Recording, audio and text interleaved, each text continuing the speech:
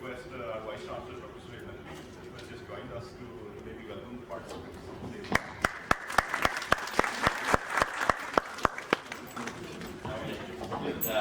Thank you.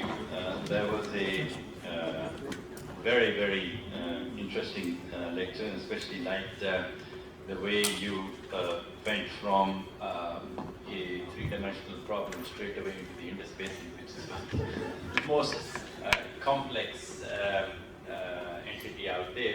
It's also particularly resonating with me because at a time when I used to do research, I was the theoretical person looking at building models of diffraction, but then I had the advantage of working with an experimental group that actually built the experimental verification, and that is why it was always the most difficult thing to do, because you have an experimental data and then you have a model. When the two meet, that is when you get the holy grail. So that is possibly and then as engineers, what we do is that when we have a complex problem, then we just start sort of making it simpler, simpler, simpler, till we get to the point where we actually can get a hold of all of the parameters and then go back.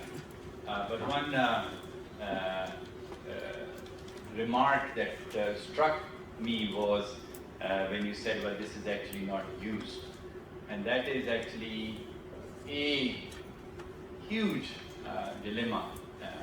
Because it actually, not a dilemma, it's actually something very sad that you have all of this scientific knowledge and ability, and if you're not going to use it for policy making to make the lives of the people better, then there is a problem. And that is, I think, where the role of a university, a research institution, becomes so important.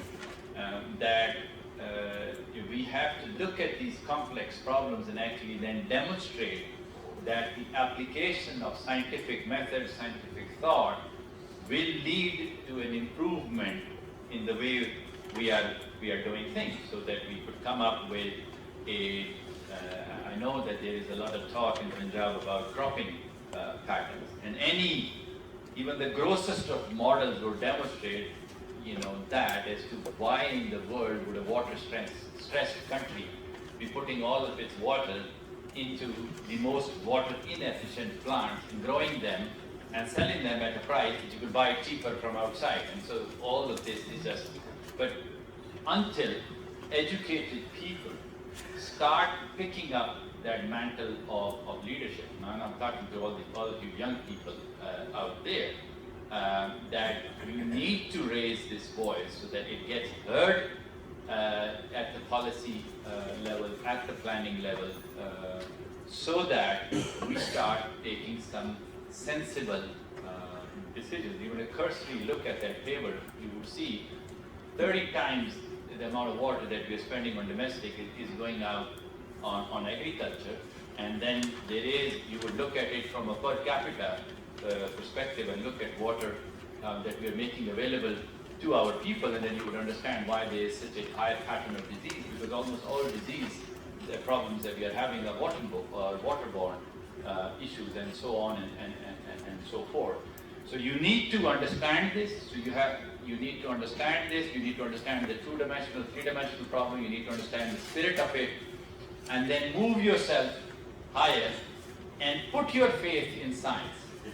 It works. These models are there because they have demonstrated an efficacy, and the field is wide open for you to apply it to a district, to just modeling the LUMS water system, if that's what it takes, where you can put a sensor into every single faucet that we can have over here, and whatever the case would be, unless we put our faith in science, we as a country have a clouded future.